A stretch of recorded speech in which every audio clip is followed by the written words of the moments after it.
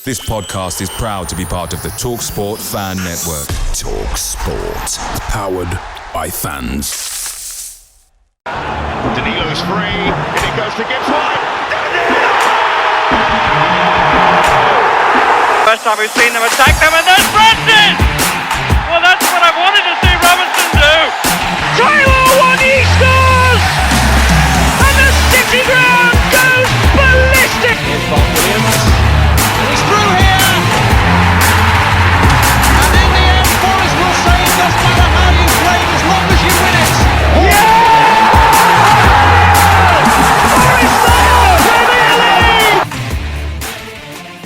Hello and welcome to this episode of Red Side of the Trent, which is a preview episode of Game Day 3 for the 22-23 Premier League season, and another visit to Manchester United and Old Trafford, or for Pro Evo fans, the Trad Brick Stadium as it used to be called back in the day.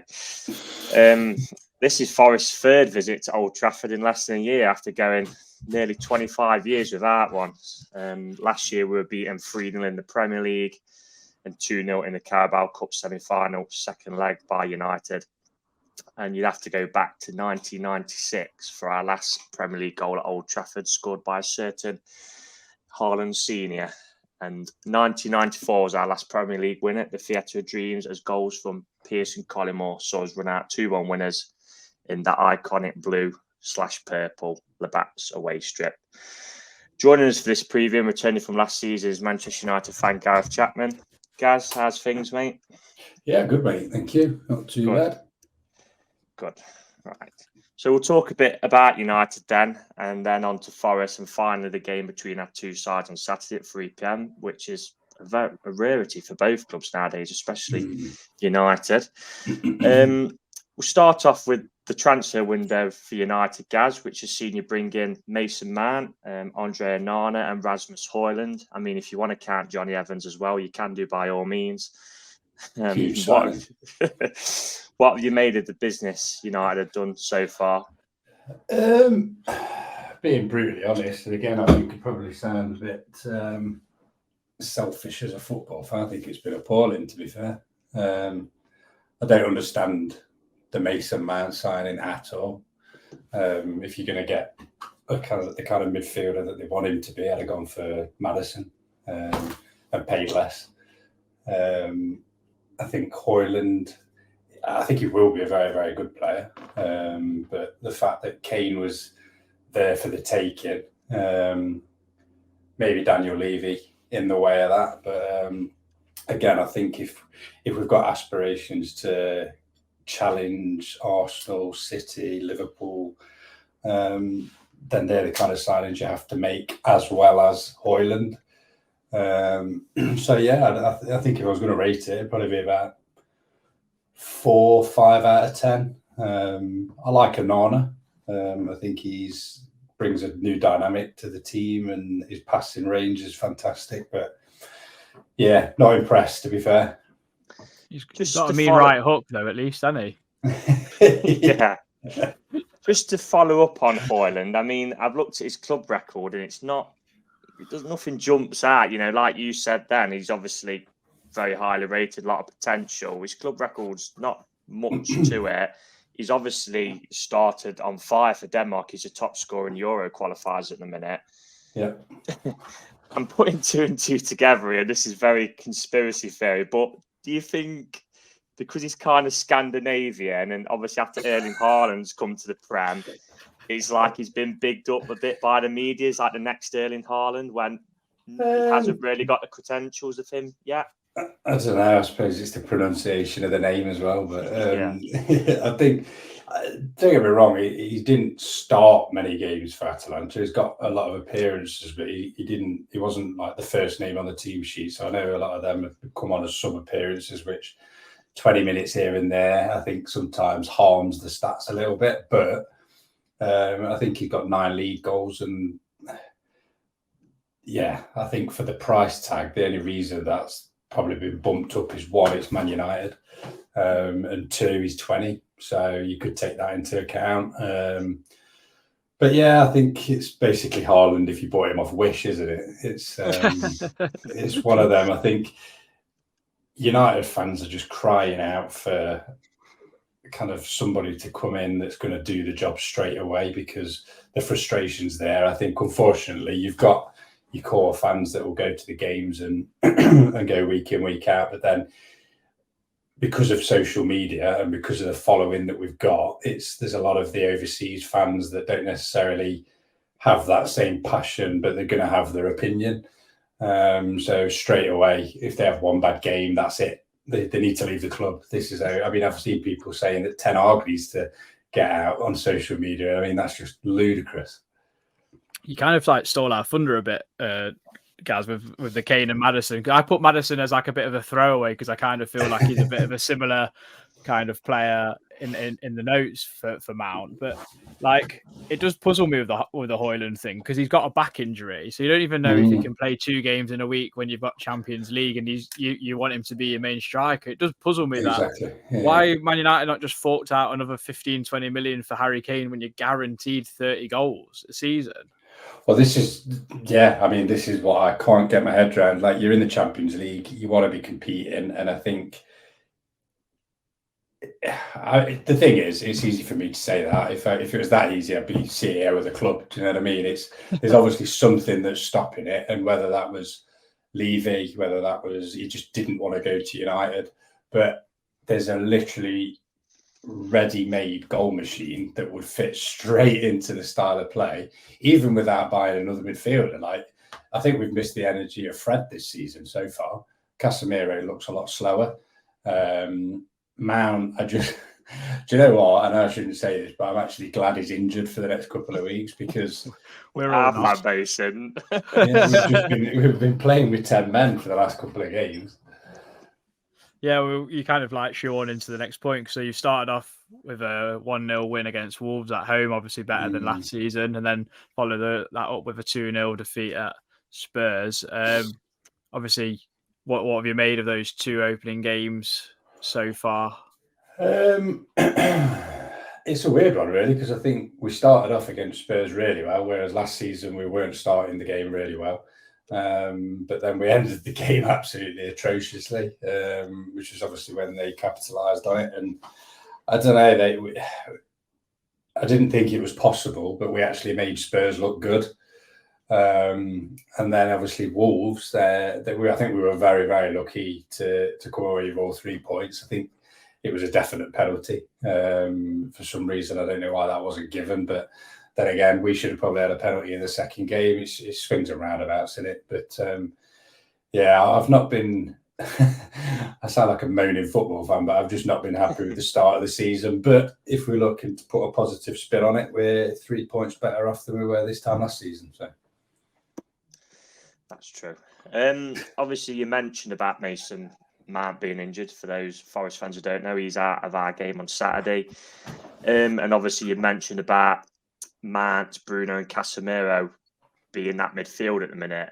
I mean, I'm listening to TalkSport. It's kind of where I get a lot of United background noise, I guess you could call it. A lot of people are saying that isn't working at the minute. Do you agree with that? And if so, why isn't it working? Sorry, with the what's not working? Sorry. The midfield of Mount, Bruno and Casemiro. Well, I think for one, even though he's been playing, there's just seemed a distinct absence with any energy from Mason Mount. So last season, you'd got the likes of Fred, McTominay, which I know sounds crazy because a lot of United fans wanted them out, but at the same time, they always did bring that kind of fight and energy. But Bruno, we've been pushing him out wide, and he's just not right out wide. He needs to stay central. Casemiro seems a bit lethargic after the summer. Rashford through the middle is not working. So there's all these different dynamics that are taken away from what we got used to last season. So Rashford needs to get out on the left. We need a striker up top. We need Bruno to stay central. And I think that then allows Casemiro to just do what he does. But yeah, it'd be interesting to see how they manage it this week and who they actually decide to bring in. So we'll see. I mean, speaking of Bruno, Shall I go or do you want to go? Go on, Speaking of Bruno Fernandes, I mean, it was decided in the summer by Eric Ten Hag that he would be your new captain for the season. He's took over from Harry Maguire. Is that the right choice in your eyes? And also on Maguire, I mean, do you expect him to leave, or do you think that's kind of gone now with West Ham going away and him sticking around? I mean, taking the first point, like with Bruno, I think I can see why he has made him captain because, again, he's that central midfielder. He's full of energy. He's not the most liked person, and I don't particularly like some of his antics on the pitch. But I suppose if you look at the way Roy Keane captained, he was very in the ref's face. He was very aggressive. He was constantly saying something about something. So I get that, but I just think you've got other players like Casemiro, like Varane, like Martinez, who are still central that have been, well, Casemiro been there, done it. Varane been there, done it. Martinez a fan favourite and quite vocal when he needs to be. Whether or not there's forms of language barriers that might come into it, maybe that was a big thing. Obviously, Bruno's been at the club for a lot longer. So, yeah, I mean, I don't think it's the worst decision, but again, I think there could have been other options. But with Maguire, I mean, that's a tough one because I think we have to think football clubs are a business. So if my employer wanted to send me to another club on less salary, then I don't think I'd be overly chuffed about it if I knew that I was on a contract for the next couple of years and I could stay on that for 250 grand a week. Whereas if I was going to move, yes, you might play regularly, but let's face it, yes, they get obscene amounts of money. But if someone was going to pay you that to sit on the bench, then I can understand why he's digging his heels in a little bit, especially if United aren't willing to pay up what his contract's worth at this stage. But I think the pride element, I think for me, I'd have to move on. So I don't especially with the Euros coming up. Yeah, I think that's it. It's whether you've got the aspirations to do it again, because let's face it, he does it for England, and he does it very well. And I do think if he went to another club, he could find that form again. I just think it hasn't really worked out, which is a shame because I think he's a fantastic player. But I'll be shocked if Maguire, even if he moved, got ahead of some of the centre halves that England are bringing through now. Anyway, but just obviously we've got to talk about the noisy neighbours a little bit, Gaz, because they've repeated what United did in '99. Yeah, I mean you've got to, but I know it's hard to compare because it's different eras and different players and management. And there's probably going to be some bias, but which side is better? I think it's easy to say that the current City team is better than any Premier League team that's ever been. I think it's the only. In fact, I probably wouldn't even say the '99 team's our best team. I think the 2007-2008 team would batter the '99 team.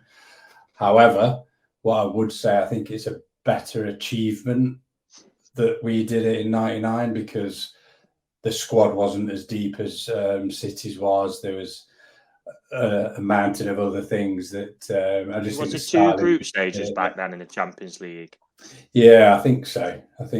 But I mean, just the football that they were playing that year was fantastic. It was kind of, Newcastle nipping at their heels all the time. I mean, I know they had it with Arsenal, but let's face it, Arsenal should have won the league last year, but they bottled it. So it's one of them, innit? And then there could have been chances in the FA Cup final where we could have nicked that as well. But yeah, I mean, I just think this City team is unbelievable. I think it's easy to say they're the best team in the world. And I think if they keep people injury free, they might have a chance of doing it again. But it's a massive ask, that is. I think just with KDB out and the fact that they've sold some key players as well, I think they might struggle to do the lot, but I do still think they'll win the league. Right, before we move on towards kind of the Forest and side of things, I've got a quiz question for you. So Nathan Jones and Southampton stopped Man City during the quad by knocking them out of the League Cup quarterfinals last season. So in the 98-99 season, United went out at the exact same stage. So can you tell me the team who knocked you out and who the manager was of that team? Oh, wow. You're going to reveal his age here, Reiss.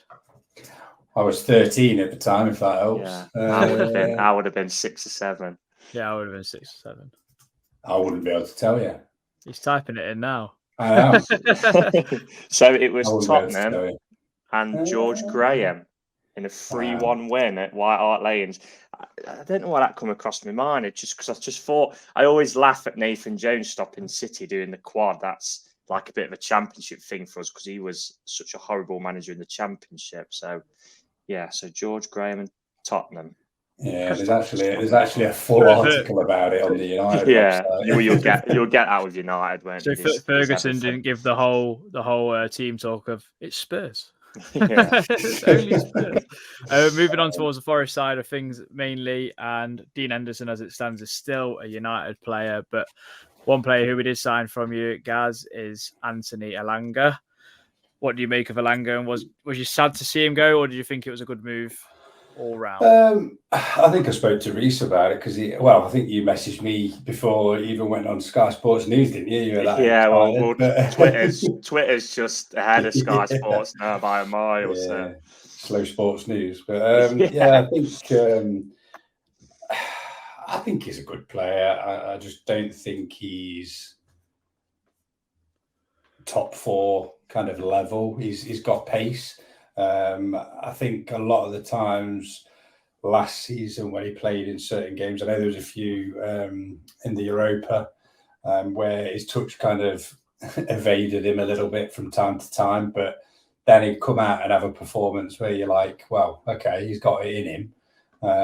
But yeah, I don't know. I think he's definitely Premier League standard, but I just think maybe top 4, top 6 is a bit out of the question. What have you guys made of him so far? I mean, we've only seen him in bits and parts. I mean, I'm sure you've seen. I don't know if you've seen the goal against Arsenal when he ran the literally length of the pitch, and they just couldn't catch him, which was. Well, that's what I mean. Pace-wise, I think he has got it, but I mean, he's frightening. We're just they just couldn't catch him. I'm going to quickly nip a question in there because it's come into my head. I mean,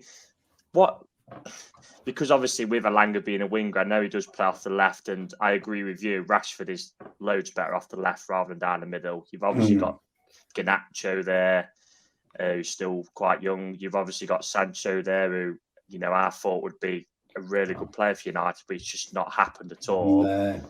What do you make of Anthony on the other side? Because a lot of talk about him. Good question. We can see the £90 million fidget spinner that he's being named. Yeah, I think I'm just glad he stopped doing that. To be fair, I think the problem is he needs to have a bit more confidence with his other foot. He's very, very one-footed. So obviously it's easy for a defender to read him. I mean, he does bring stuff to the game from time to time, and I think he's had a bit of unfair criticism. Like, he scored some fantastic goals. He's scored some important goals. I mean, he sent me flying over about 4 rows of chairs again in the Arsenal game when he put that one away. So I ended up nearly in a different stand.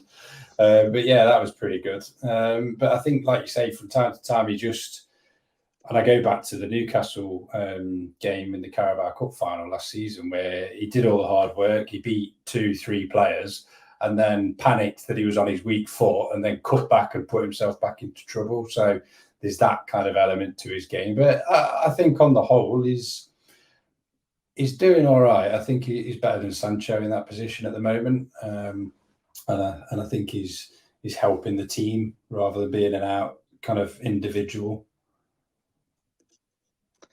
I mean, I believe this. I'm sure I am right. But when we had you on last season, I think you did say that would stay up. Am I right in that?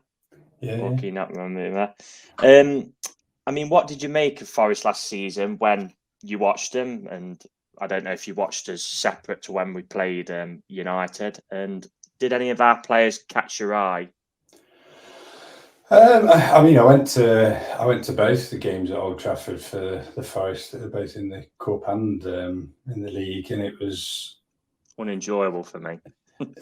Yeah, I can imagine. But the thing is, I think with Forest, you seem to have like glimpses of like flashes of brilliance, and like last week again, not last week, the week before against Arsenal, like fantastic performance. And I think, yes, you've lost. I think you did lose, didn't you?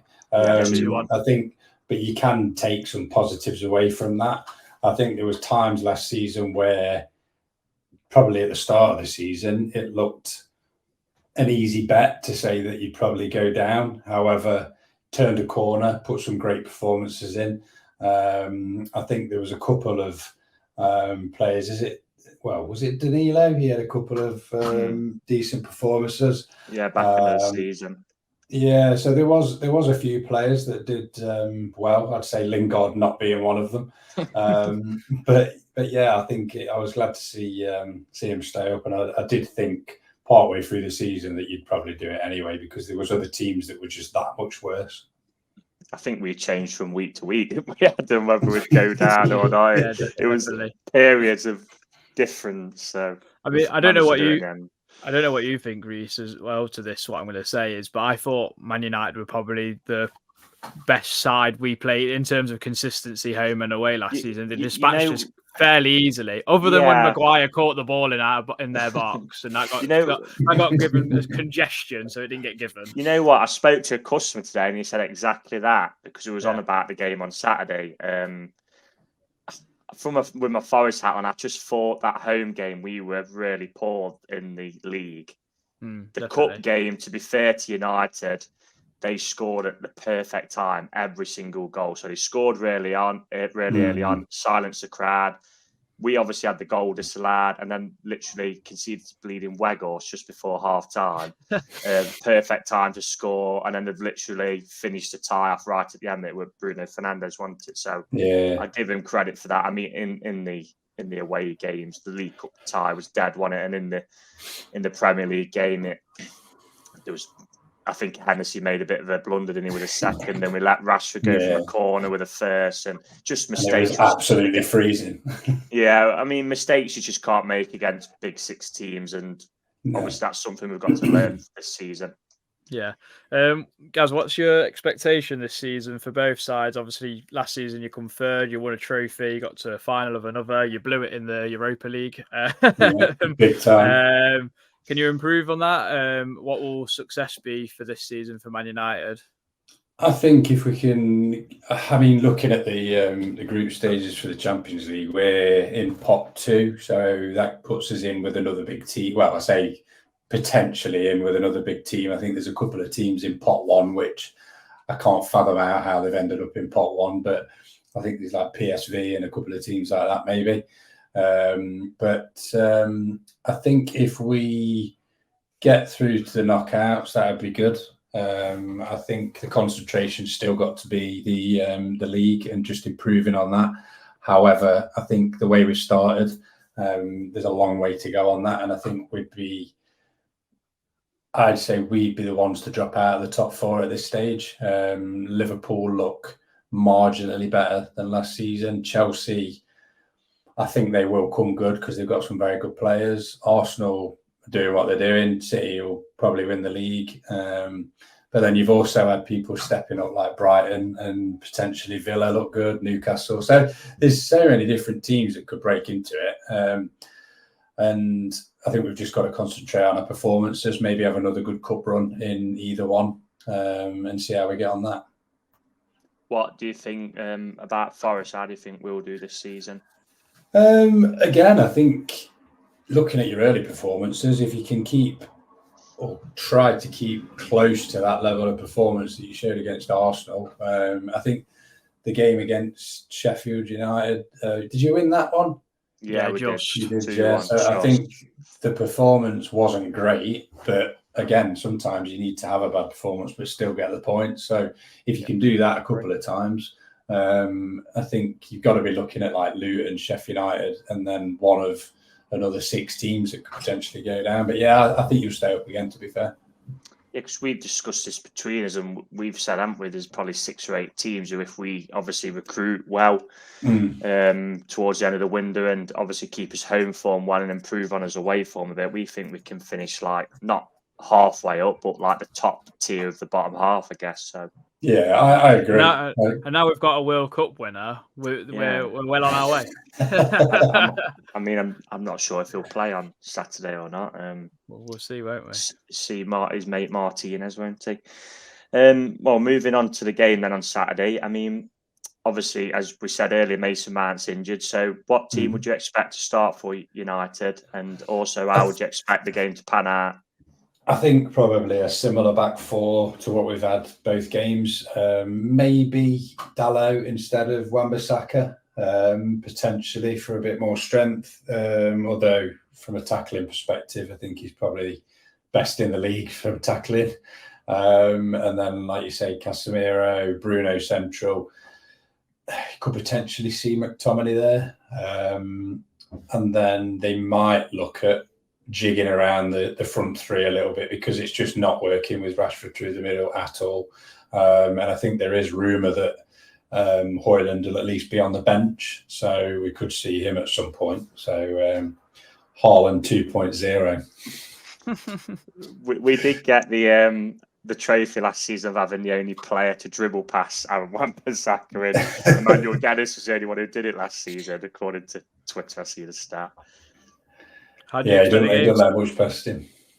expect the game to go, Gaz? Obviously, we've got possibly the most informed striker in the league, I'd say, in Taiwo Awoniyi. Scored 8 in his last 6. He must be someone to at least be wary of. 100%. Especially. Yeah, 100%. He was someone that I'd even flagged for my FPL team. So yeah, I think there'll be something on that. I mean, you've got Varane, Martinez that will hopefully keep you quiet. I think it's one of them, isn't it? Because I think we'll probably, again, not put in the greatest performances, but scrape the win. I think maybe 1 or 2-0. I don't think it'll be 3-0. But then again, anything could happen with United at the minute. We're probably more Spursy than Spurs at the minute. Yeah, because we were saying on our pod, we was hoping that we'd kind of pin a 1-0 to Martinez, because he struggled a bit at the start, Martinez. A little bit, yeah. With how Tyro's doing at the minute, he's literally he's a handful for anyone at the minute. He looked very raw when we brought him in, but his physicality and his pace at the minute, and his form is rather incredible. Yeah, he does. He looks a striker. I mean, that's the thing. I think at the minute you've probably got a better striker than we have. We're wanting a £100 million bid from Chelsea for it, or a Saudi bid. Yeah. No, we want to keep him. Finally, then, Gaz, do you want to give us a prediction for the game? Well, you kind of have, but a proper prediction. Yeah, I'm gonna say we're gonna keep a clean sheet, and I'll go for 2-0. 2-0. Right. Anything else to add, Adam? Or no, I just hope, I don't know, the Norwich scarves come out. Obviously, I know the protesting and stuff against Glaziers again, even though they forked out about another £150 million this summer. But hopefully we can kind of pile on the misery a little bit. I mean, that would be nice to shock, because we need to do it. We've got some horrible away games, guys. I don't know if you've seen our away fixture, but the football gods have not been kind. As next to it, we've obviously had Arsenal, then yourselves, and then the next two are Chelsea away and Man City away. And then I think we've got easy 6 points. Yeah, and then I think it's like Palace away and it's Liverpool away. So they've given us all the newly promoted teams at home, but all the hard teams away. But to be fair, it might suit us. To be fair. I was just about to say, you've got to, I think, take positives from it. I think if you can maybe get a couple of points at home, and even if you can scrape 1 or 2 points away in those matches, when you come to playing the likes of Luton, Sheffield United away as well, Fulham, I don't think they look great. Burnley, I think you'll be picking up some points, especially if your striker can keep in form. Definitely. Right. Well, that rounds things off then for this preview episode. I mean, I would say good luck on Saturday. This podcast is proud to be part of the TalkSport Fan Network. So thanks for joining us, mate. Anyway, powered by fans. No worries at all. Thanks for having me.